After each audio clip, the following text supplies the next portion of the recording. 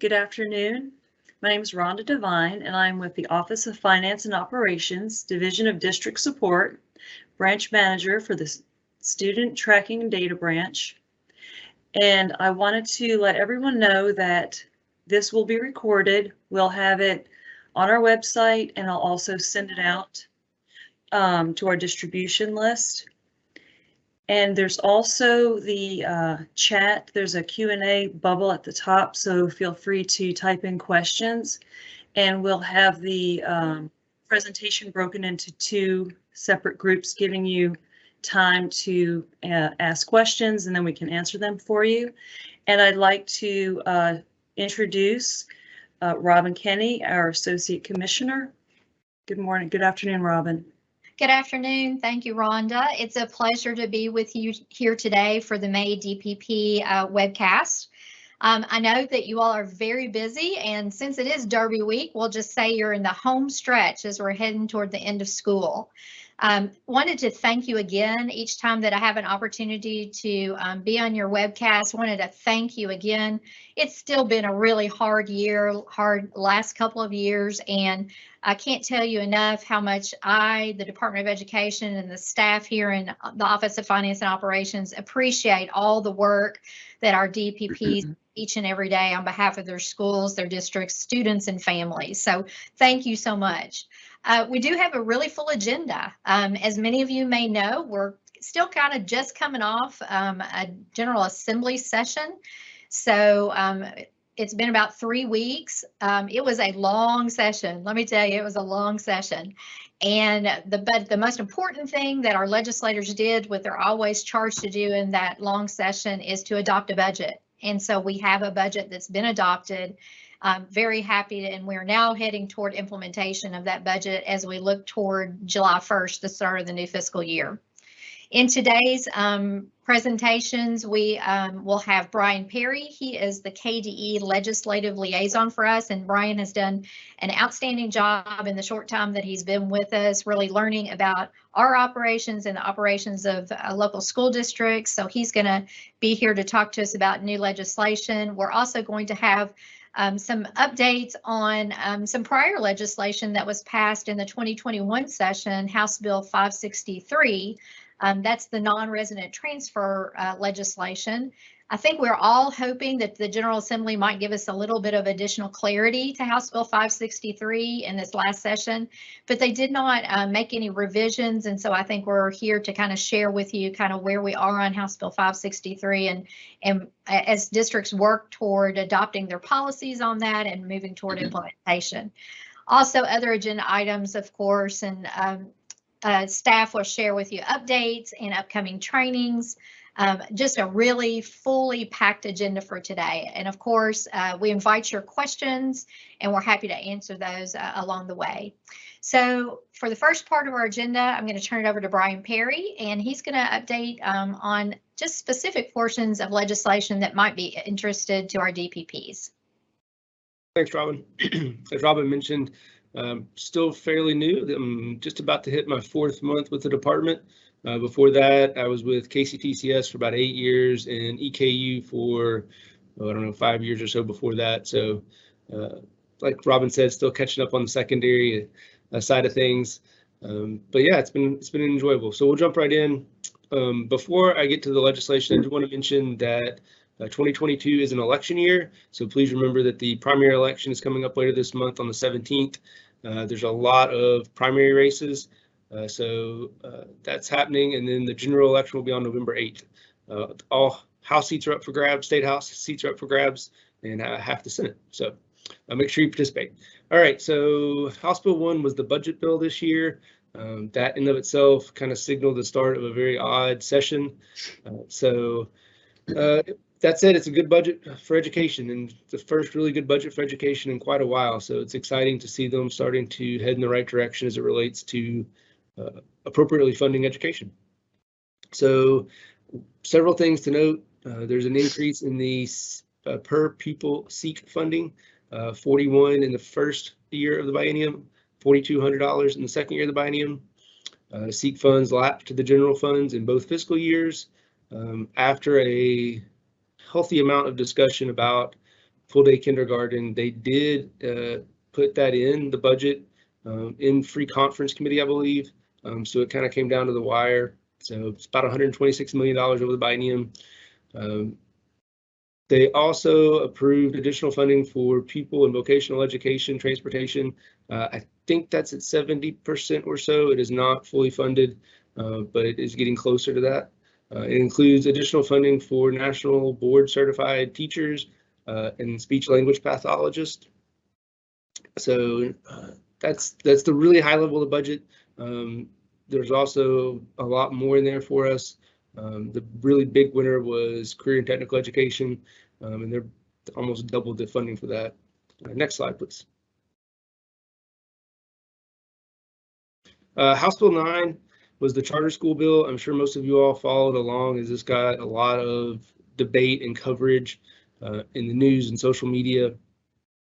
So we've had charter schools theoretically since 2017. However, there was never really a funding mechanism for charter schools, and so there in practice weren't any. So House Bill 9 tries to rectify that, and it provides a funding mechanism for charter schools. And that does include SEEK funds, locally levied school funds, and federal education funds. So I think that a lot of people are expecting this to get challenged in one form or another, so we'll see how that shakes out. The legislation also requires 2 separate pilot projects, one in Jefferson County and one in Northern Kentucky. It also requires that a charter application that has a student enrollment of 7,500 or less get the blessing of the local school district. So the larger school districts do not really get a say in whether or not a charter comes into their districts, but smaller districts do. That also may be a point of contention. We'll have to wait and see. Now let's move on to the next slide. So House Bill 44 was a bill sponsored by Representative Bobby McCool. And this was one that a lot of our students were really interested in and championing.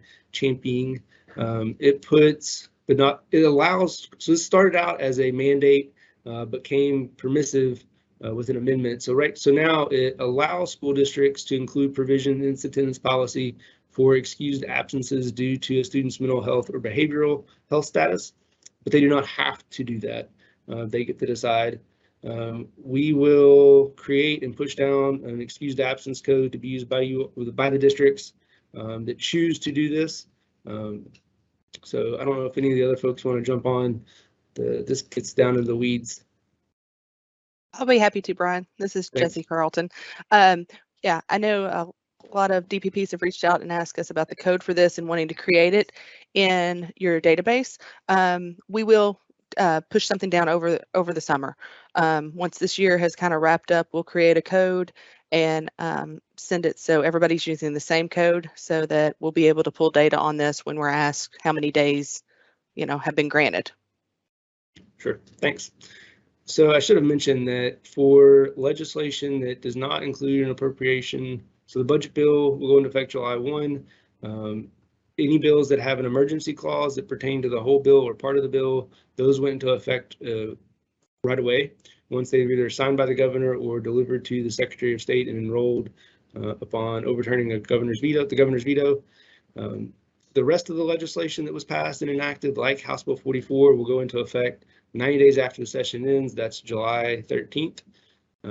So this will go into effect then. And along with that, KDE will be producing guidance for a lot of these different enacted bills. We're going to start pushing those out, I think now. I think a couple of them went on the website today, actually. So you'll start to see those go out in the coming months. I imagine that this will be one of the later ones we do because it's not going into effect until a little later on. Let's move on to the next slide. So House Bill 63 was another one that I'm sure you all followed along with as the session progressed. So this started out again as a mandate. It was going to originally required an SRO in every school. It got amended along the way, and so now every school has to have an SRO on a campus by August 1st of 2022. This also started out as a a mandate in the sense that there was really no way to get out of it. They sort of fixed that in a way by putting in language that allows that if insufficient funds or if sufficient funds and qualified personnel are not available, the local Board of Education can work with the state school security marshal to come up with a plan. So in the event that you all have trouble fulfilling the requirements of this bill, you can work with the state school security marshal. This is an unfunded mandate. There is no funding provided in the biennial budget to support this. So that isn't something to keep in mind. Next slide, please. So House Bill 194 was one that KDE got involved with pretty early on in the session. We offered up some recommendations and some of them were included. So House Bill 194 provides an option for students enrolled in a district operated alternative education program to get a GED as opposed to a traditional diploma. Now, one thing to note that the local Board of Education will have to define what not on track to graduate is. This was one of our concerns with the bill, is that it does not define what is on track to graduate. So it doesn't define what students are eligible for this alternative pathway. So I think that KDE will be publishing some recommendations for the districts to follow if they choose to, but they will not be mandated. So guidance will be included in existing alternative education guidance from OCIS. I don't think that's been done yet, but should be coming out fairly soon. Oh, so one of the questions we did get with this, or one of the concerns we had early on, was about compulsory attendance. And so they did add language that will allow students that do get their GED to be exempted from the compulsory attendance language. Next slide. House Bill 397 was one of the early disaster relief bills that they passed in response to the Western Kentucky tornadoes. This one passed later on. So this was one of the later disaster relief bills. So this one weighs up to 15 student attendance days for those districts that were impacted and counts those days as completed contract days. So I see lots of other stuff on here. Jessica, did you want to mention something? Yeah, Brian, everything else on the screen will kind of be old hat to some of the DPPs online. This is just how for them to note these days if they qualify for these days. So we just wanted to give them a little screenshot of how to make mark it in IC. Sure. All right. Next slide. So Senate Bill 151. This was Senator Howell's bill, and it's a really small bill. One of the smaller bills that got enacted this section. It authorizes schools that participate in the federal school breakfast program to provide up to 15 minutes of student attendance time for children to eat breakfast during instructional time. We are not releasing any specific guidance on this one because it's such a small, short bill that I'm not sure there's much else we could add. As the slide here notes, you can allow students to eat and learn, whether it's grab and go or eat while in attendance. Announcements and learning begins. So I think under existing law, districts are able to arrange bus schedules so that all buses arrive in sufficient time to provide breakfast. Yeah. So I was going to ask if there's any questions, but I keep forgetting these are webcast. And just to also add, we have had a question about our setting up the calendar in Infinite Campus, and we wanted to let everyone know they do not need to make a change in the calendar to reflect the 15-minute breakfast. So it doesn't have to be in their schedule. And so their schedules and calendars can just remain unchanged. All right. I don't think I saw any questions pop up in the chat. I got a couple for you, Brian, if you have a second. Oh, sure. Okay, first question is, where will the pilot charter be in Northern Kentucky? And I don't know that we know this. It's a good question. We don't know. So it didn't even specify which of the, typically we think of Northern Kentucky as being those 3 counties, maybe 4. I think that it's intended to be in one of the top 3 Northern Kentucky counties, but I'm not even sure that's really defined at this point. Okay. Second question is, do high school equivalency program students, are they required to do state testing? That's a good question. I don't know off the top of my head, but we'll be happy to find out. Okay, that's one of the questions. We'll make sure we pull it into our FAQ document that comes out of this webcast and get it posted. And thank you for putting your name on that, Mark. We'll make sure we get you specifically an answer to that. Josh, do we have anything over on the Google Doc that would pertain to Brian and the bills he went over?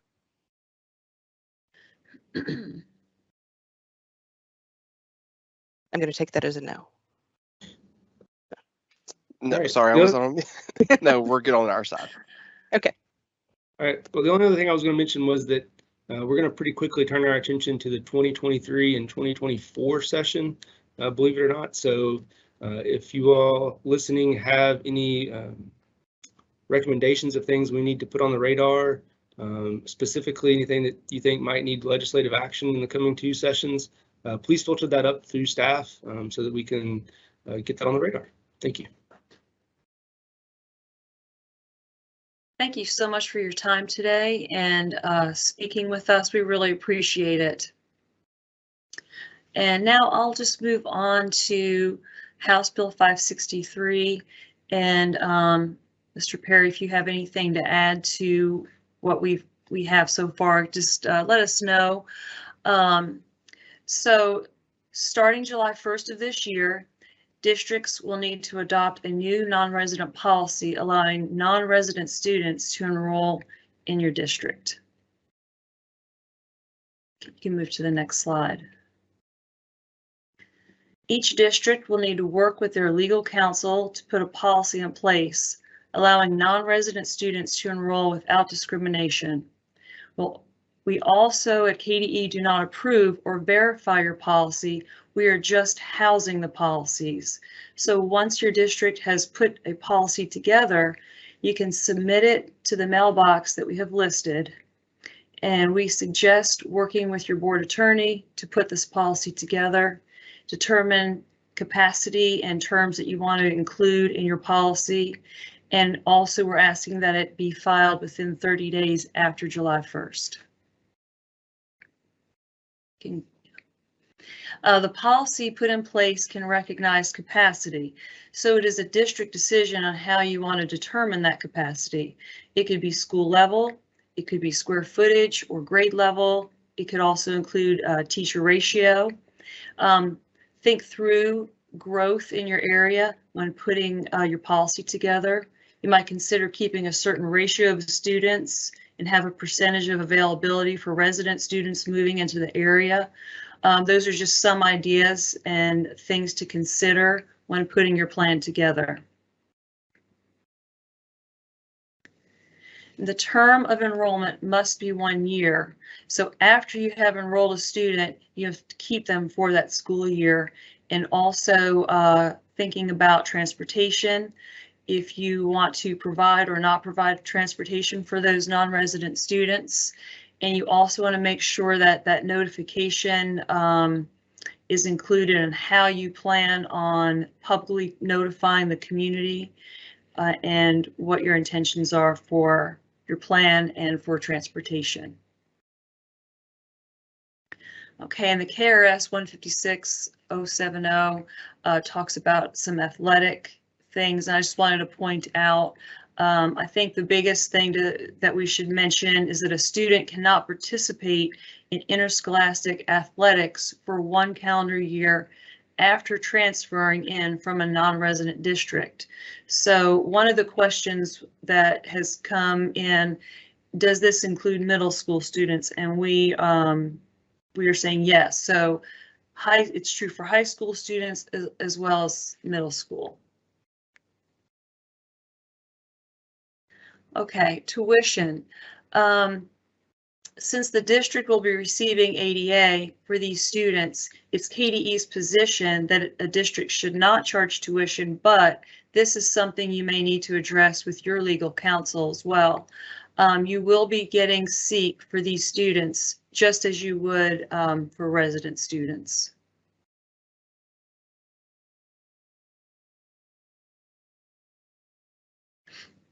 Coding the students in Infinite Campus will remain unchanged. There's an enrollment tab for resident district. Complete that as you have in the past and put the student into an attendance group that no contract, non-contract attendance group. Once they are enrolled, you'll receive the same SEEK ADA for these students as you would a resident student.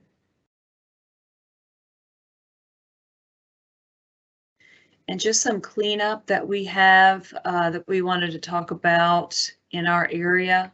We're going to start with just some information on SAR. And so again, we've wanted to make sure that we announce that the SAR will not be submitted for the 21-22 school year. We will be using your previous year SAR ADA. The data will be 18-19 for most districts, or that 2019-2020 for those districts that elected to submit that during the past couple of years. For the coming school year, we will go back to collecting SAR and growth factor using our new SAR application system. This will give us a baseline to measure growth for the 23-24 school year.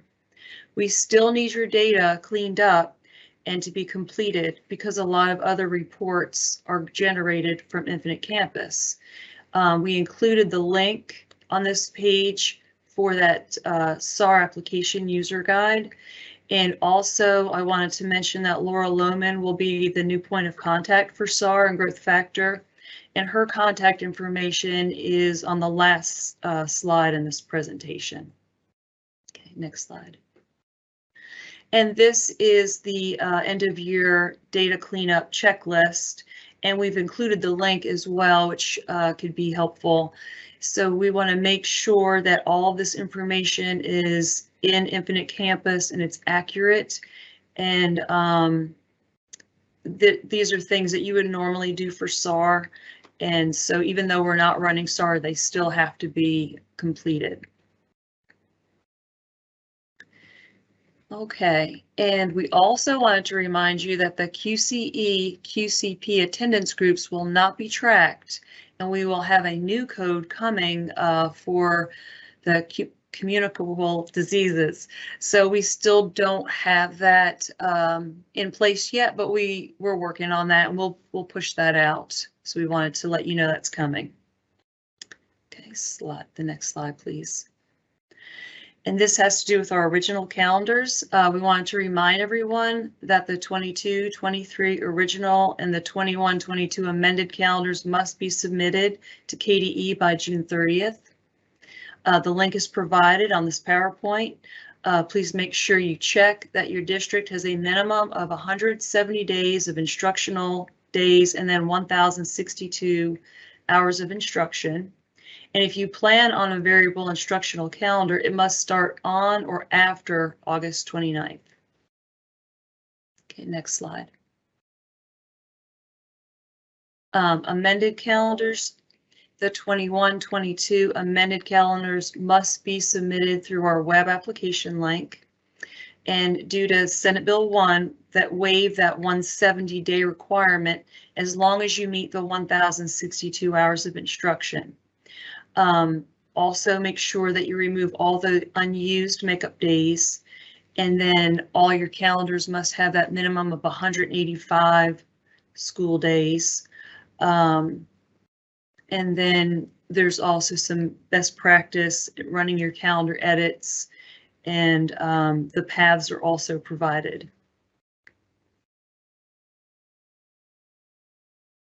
Summer school calendars, you don't have to use them, but we encourage it because at the end of the summer school, we'll be pulling reports, and it's a lot easier if you do set it up this way than later when we need to run reports and find out information. It's a lot easier to come up with the end result instead of having to go back. So we have an example of how to set it up. And Josh Whitlow can also help you if you have a question. Okay, the full-time virtual waivers for the 22-23 school year were approved, and you can click the link. It has all the necessary information that you need about it. And also Ben Maynard is your point of contact. So you can reach out to him if you have any questions, but the website is pretty thorough on information that you'll need for that as well. And then we wanted to announce in the past years, we've had that health coordinator meeting as part of the KDPP conference, but this year we're going to try to do it separately, which will give us a lot more time to cover. A lot of times we're squeezing a lot of things into 4 hours. So being able to have the conference at our building, will have plenty of time and be able to schedule different speakers and so forth. So it is September 29th, which is a Thursday, at our building in Frankfurt, the 300 Sauer Boulevard. And we will have the registration in August. And we'll also, if you want to keep your eye on the listserv, and Angie McDonald is really the point of contact for that as well. And we also have some upcoming attendance audit trainings. And if you're from Eastern Kentucky, you've met Sasha Reinhardt. She is our new attendance auditor. She is going to be holding a few different trainings. So it's been a couple of years since we've had the attendance reviews. There's a lot of new faces. So she felt like it would be a great time to come to the building and have some trainings and discussions. So you can see the dates, the 29th in Frankfurt, September 1st in Moorhead, and then we also have another one September 8th in Hazard. So it's spaced out well, so you'll be able to hopefully get to one of those meetings.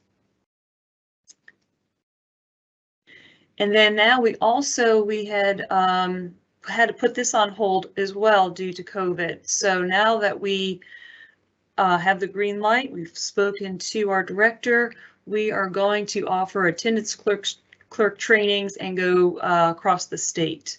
So we will be sending out some more information. We have 8 to 10 training sites that we're looking at using to offer these. And there'll be a morning session or an afternoon session, and it'll be everything you need to know for attendance clerks, and then balancing the ADM, ADA, register reports, and things like that. So we feel like it'll be really something that people can really use, and hopefully we'll have a great turnout for it. And that is really what we wanted to cover today. And now we have time for questions, and I'm not sure, Jesse or Josh, if we've had any come in the chat. Yes, ma'am. We have quite a few for you, so we'll start rolling through. And anybody, some of them kind of touch back to Brian's area. Others are on 563. So I think we have everybody who we need on the call here. So if you see something if you hear something that pertains to you, jump in. Okay. Mental Health Code Day. I'm guessing that's for that new House bill for the mental health. They're asking, will it be a present code? I believe that is an excused absence code, right, Brian? But it's still an absence. Yes. Okay. All right. So that won't be a present code. That is an absence code. How many mental health days does a student get for the 22-23 school year? The bill does not specify that. I don't believe. I'll double check. I think that's going to go to the board policy that you create around these days. Is that right, Matt? I think that's what we discussed. This is Matt Ross. Yeah, there's no requirement to provide it at all. I think it's a may, right? So then it would be up to your district policy. Yeah, if you want to provide it. It's not a mandate. Okay. So not a mandate, but permitted. Okay, we're going to 563 here.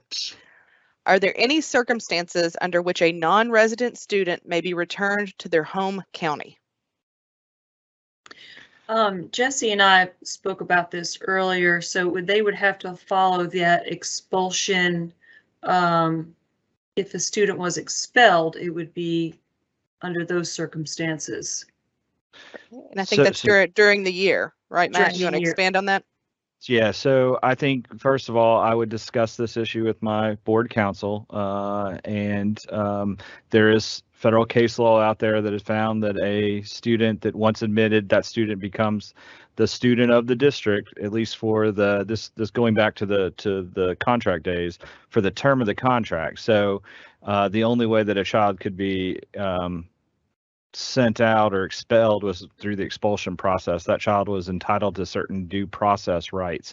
So I think we've said that if you accept a child for at least the term of the year, and your policy could probably include some, basic things about behavior, grades, attendance, that thing. But I think that would be for the year. At the end of the year, you might not have to re-enroll that child, but I think you have that child for the entire year once you've enrolled them. All right, thank you. Next question. How does 563 impact in-district transfer requests? So student assignment is always the district's decision, right? So I think they would be treated, as you treat them now, right? Once you can accept a non-resident student, but I don't think that necessarily means they're entitled to go to a certain school. Now, if you have certain programs that you open up, like magnet programs that you open up to non-resident kids because you have capacity, then those kids would then be subject to the same requirements as a resident student. I think you treat your non-resident students just like you would treat your resident students. Right, and so I think maybe what they're getting at, does 563 have any impact on, me being in a district saying, I'm in the area to go to this elementary school, but I want to go to that elementary school on the other side of town? No, it has nothing to do. Okay, no. Yeah, that's what I thought. Okay. All right. We currently have a policy that we hold 20% for move-ins. Is that something we can still use? And I think they're talking about on 563 and their policy and holding that open. That would be that school capacity. Right. I mean, of course, the bill doesn't address that issue. We'd hope they'd take 563 back up, the General Assembly, that is, and sort of answer some of these questions. They didn't. So I think that if that's your practice, and that's a reasonable and defensible practice, I think that that could be included in your policy. I think that, because you obviously always have to have capacity if you have move-ins during the year. So I think that you just, don't want to be shown to create a discriminatory policy. But I think if that's your, sort of your standing policy and that's reasonable and defensible, I think you're all right. Okay. Does not charging tuition apply to all schools? I would say yes. If you're a public school and you accept SEEK, then you shouldn't be charging tuition, I think. I would agree with Matt. Because even those schools, even if they're specializing in something, they're still generating those SEEK dollars through ADA. That's correct. Correct. Okay. All right. What is the interpretation of transportation as a related service on non-resident IEPs? OCR is not clear on this matter. So I think we'd have to defer that one to OCL. Yeah, that's one of the questions we're going to need to reach out to the program area and the special ed group and see if we can get you an answer for that one. Let's see. Okay, can a district refuse to release SEEK funds? So the district doesn't. So when a student comes into your district, they become and you start taking attendance from them, that's your ADA. So another district does not release that money to you.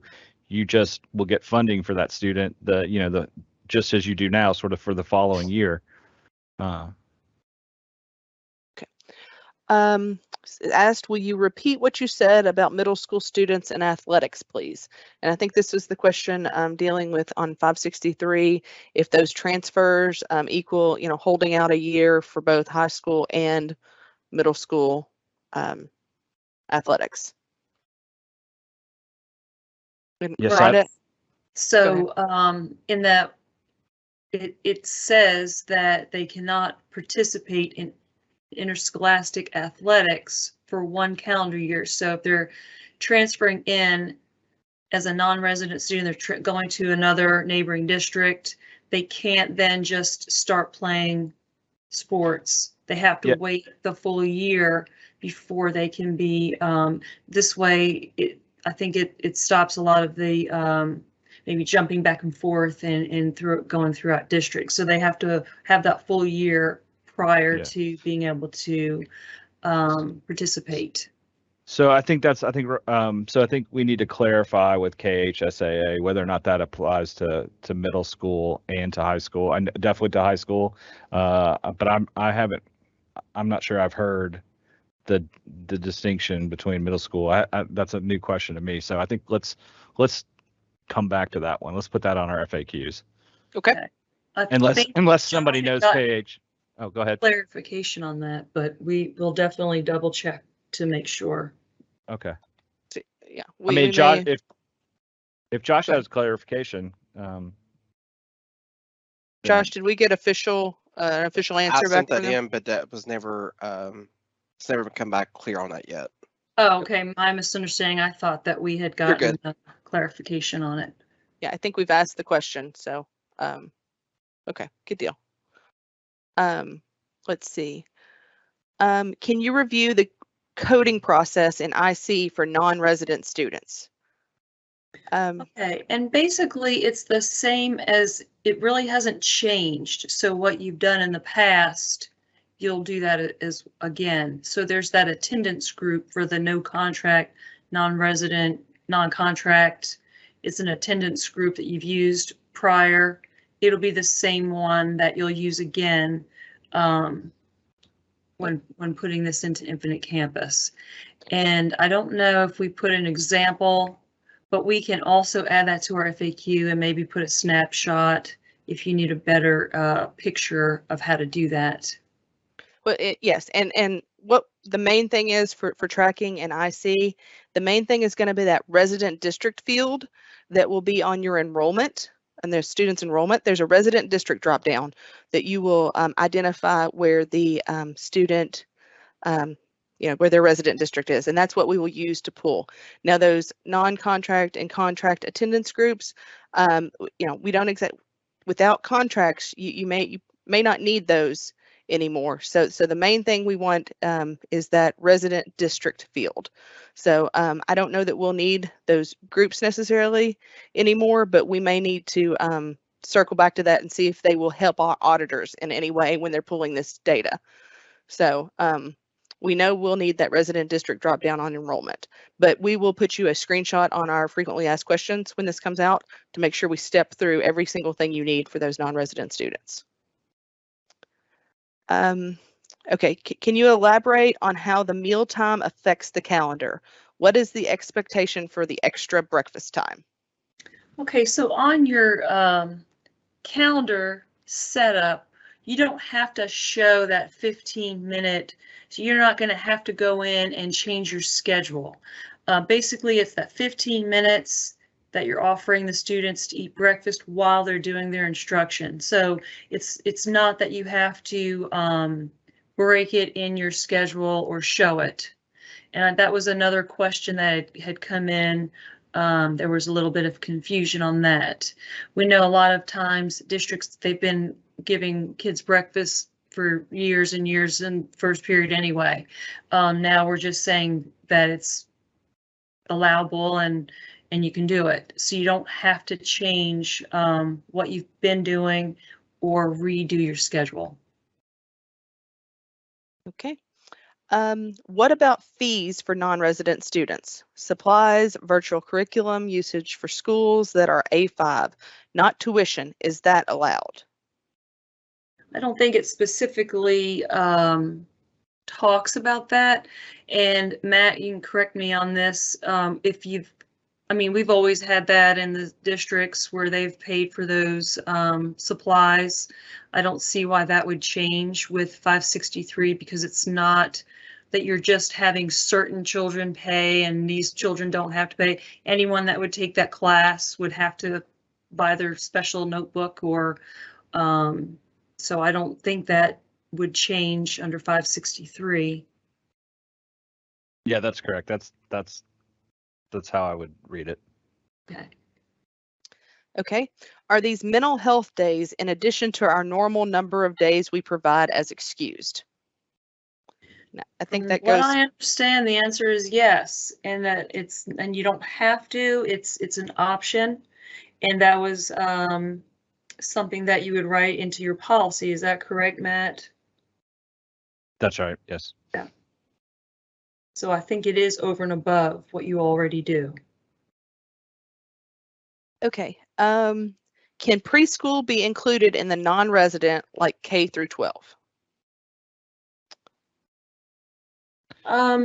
Jesse, I'll have to pass that one to you because preschool is not something that I have really count on our SAR. So it's an area that I'm not as familiar with. Okay, and I think I'm going to have to ask Matt for this because preschool doesn't fall into generating those SEEK funds. So I think we're going to have a total different, can of worms here. I would agree. I mean, it's not funded the same way, right? So I think the bill only talks about including those K through 12 students in your ADA. So I don't think it applies to preschool. We can talk to Che about preschool funding, but the bill only addresses, adding those kids to your ADA, like so normally non-resident contracts don't apply to preschoolers, do they? No. So No. so if they Yeah, don't that's if my they don't knowledge. if they don't apply, so all the bill does is change that language from basically having contracts to not having contracts. So it would only be applicable to those kids that you would have contracts for in the past. All right. Thank you. Okay. Do you have to give notice to the parent if not allowing a student to return the following year? I would say think so. that would just Yes. common courtesy, I would think, just Yeah. to, give them a heads up that they need to enroll in wherever their district is. I would think your policy would want to spell out exactly, the circumstances under when a child could, not return. You don't want to be, you don't want there to be an argument that you're discriminating against one child for some, some nebulous or, some reason that wasn't, included in your code or your policy. Okay. But again, you should consult with your district attorney or your district board attorney. Okay. Our current non-resident policy requests grades, attendance, behavior IEP, and any 504 plan. Can we still request this information? From what I understand, you cannot because there's no discrimination. I think that's where that falls. That's where the change is really going to be different with 563. So it changes those requirements so there isn't discrimination between students. So I might push back just a little bit and say, talk to your board attorney. This is, the question of,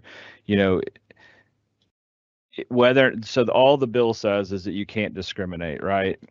So whether or not that is a criteria that you can have or whether that's a discriminatory policy is something that the district has to decide. I've seen examples of districts, with those types of policies, but I don't think KDE is going to approve or sign off on any policy, simply because, we wanted the General Assembly to revisit it and sort of answer these questions, and they declined to do that. So I think you just need to really talk to your board attorney and other districts, but I don't know that we can say that that's, allowable or not allowable. I mean, I think it's reasonable. It's been done in the past. Some districts have looked at what is defined as a protected group under federal law, and they don't see those areas as being included in those definitions of protected groups, and so they're including them in their policies. But again, I think that's a district decision. All right, and I think Matt, during that, I think you answered the next question. It's that KDE will not be sending out sample policies for non-resident students. No, but I believe not creating those. KSBA might be. Okay. All right. Okay, so we're getting down in the weeds here with this question about some non-resident transfers mid-years. And so if they're saying, so we cannot revoke a non-resident transfer mid-year if they're having attendance or behavior issues. If we treat non-residents the same as residents, can they be sent back to the home school mid-year if not in good standing? So we can't send them back to the home county mid-year for the same thing. And I think that goes back to mid-year is if you have a resident student who's having these problems, the only way to deal with, is an expulsion, correct, Matt? At mid-year. That's right. I mean, you're sending them back to their home school, but you're not excluding them from your district, and in a sense, you're putting them out of your district if you're trying to send them back to their resident district, right? So I think that's a different question between you don't have a right to be in any certain school within your district. The assignment is a district decision, whereas once that child is enrolled, they have a right to be in your district. Okay. All right. This one may be in the weeds, and I don't know what this KRS exactly is, Matt, sorry, but does KRS 156070 supersede KHSAA's policies on athletics? So is that the 1 year? Yes. So is that the 1 year sit out for non-resident students? I think that, yes. That statute would that is the controlling law. And so no matter what KHSAA's policies would say, they can't be, that would be, subservient to the statute. And once again, we have reached out to KHSAA, and we'll get an official official response on that from them. Is it possible to still turn in our waiver for virtual and get approval? And I think this means the full-time virtual waiver. I'm going to try and look at the website right now. That was just approved at the past board, so I can't imagine that it would be closed already. I think that's correct. I think it's kind of a rolling a waiver that as they come in, they can be approved based on the KB's approval. Mm-hmm. So yeah, so you can still turn that in. Okay. We don't allow in-district transfers. So if we allow a non-resident student to request, then are we required to accept in-district requests for a transfer? No. So, I mean, I think so you determine where you have capacity in your district, right? And that's how you decide if you're going to open it up to non-resident students, right? If you have capacity and what schools you have capacity. So I don't know that and then assignment, once the child is, a non-resident is accepted, the assignment is up to you where you have that capacity. I don't know that you can, a non-resident student can't, say I'm only applying, can't tell you where you have to allow them to be, I don't think. Okay. All right. I thought not charging tuition is in KDE's stance. They're asking if that provision of not charging tuition, is it in the law? So I think it's an interpretation of case law. So the Supreme Court, especially I think it's the Rose case, sort of the case that found the funding. It's the whole case that CARE is based on, right? That found the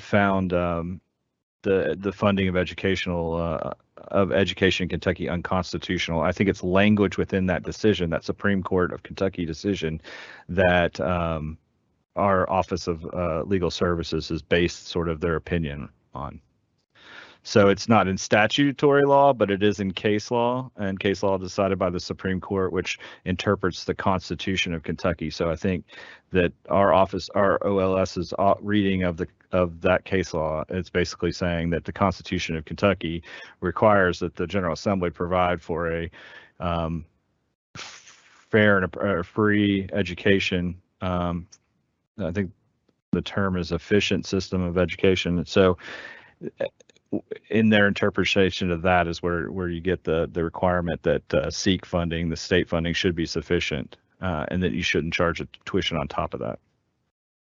Hey, Matt, this is Robin. Can I jump in for just a minute? I think you summed that up nicely. I think there's sort of this conflicting interpretation between the case law, as you've suggested, interpreting the Kentucky Constitution, and House Bill 563, which does say that they can charge tuition. So KDE's position on this, through the analysis of our legal office, is that even the legislature can't, through legislation, change the requirements of the Kentucky Constitution without the Constitution being changed through a constitutional amendment. So that, I will just say, we've got differing legal interpretations. And so I think it's up to the district, again, working with their local board council, to kind of make their decision on that. At some point, someone may test that, and the way they test that, of course, is through a court action and a determination on that. So we're relying upon kind of the interpretation of our legal office. We are sharing that with you, but it is not law. It is not in House Bill 563 that way. 563 actually says you can charge tuition. So I think that's where the rub is coming. So again, as Matt said, I think we would just recommend that you talk to your local board council, and hopefully someone will resolve this one way or another through either a court action or through additional action by the Kentucky General Assembly. I hope that helps. Thanks, Robin. Okay, so we're talking now about these contracts that we've had in previous years. So if non-resident contracts have already been signed for fiscal year 23 school year, will these now be null and void due to House Bill 563? Matt, I think that's a yes, because House Bill 563 kind of right. I think does away with those. It does away with those. It replaces them with the policy. Okay. All right. I think this is the athletics question that we may have to also get. It's asking, what if they enroll prior to July 1, can they play? But I think that was very specific in saying a calendar year on that KRS, wasn't it? Mm-hmm. Yeah. Yeah. So it has nothing to do with the school year. It's the calendar year from where they've enrolled in the previous district. Okay.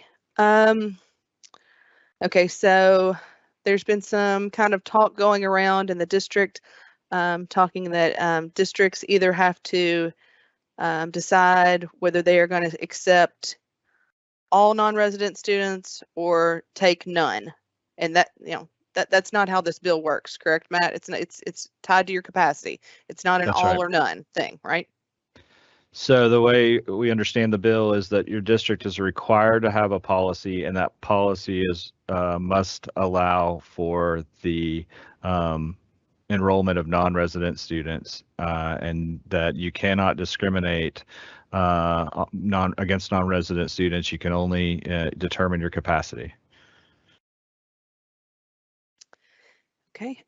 Will districts receive any guidance on the special education portion of the policy? Disability discrimination and open enrollments is highly litigated. Sure. We've forwarded some questions on to our Office of Special Education, and we're hopeful that we can get some guidance back, and then we can provide that out. Okay. Has there been any further discussion about transitioning SEEK funding from ADA to ADM in the future? I don't know, Che, you want to hop on and talk about that, or Brian, maybe? Brian, maybe, yeah. Yeah, I was just going to say that yes, there are some conversations going on.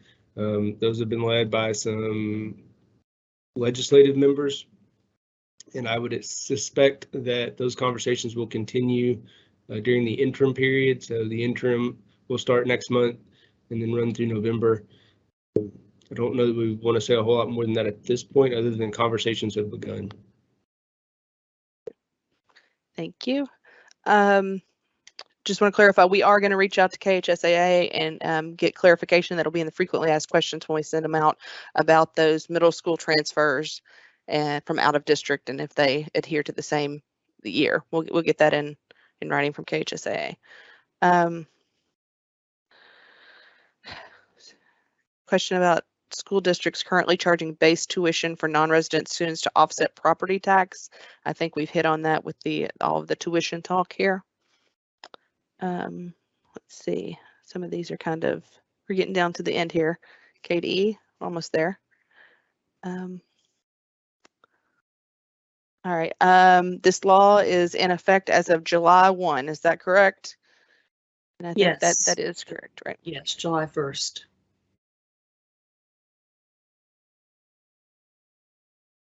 Okay. So I think the law's in effect right now. It's just your policy has to be in place by July 1.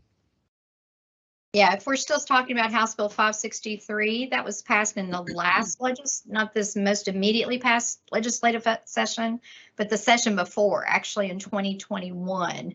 But your policy must be in place by July 1st.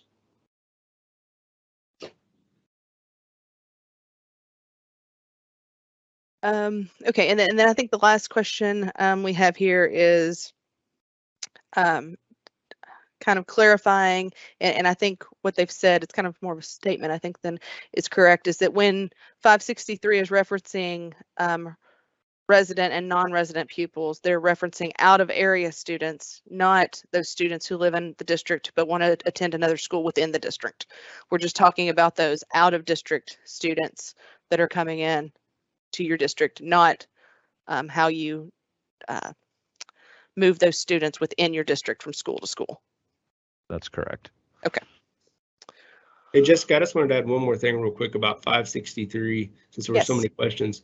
Matt mentioned a couple of times that we, tried to get them to revisit 563 this session and provide some additional guidance.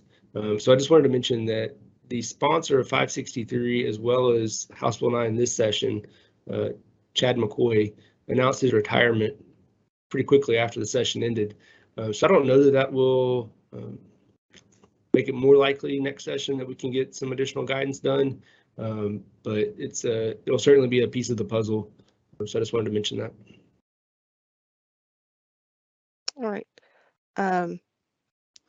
Okay, I think that's all the questions we have. Rhonda, do we have anything else that have come in to you or Josh? No, I think you've gotten all of them. I'm glad that you put the slide up, Josh, that has all of our email and phone numbers. So if anyone needs to reach out to us, you can send us a question through email as well. We will get our FAQ up as soon as possible with all the answers to the questions, and have some other snapshots and things to show you how to put the non-resident students into Infinite Campus, and hopefully get answers for the special ed as well, and add that to our list. So I think with that, Jesse, is there any other information that we wanted to share today? No, I think that's it for today.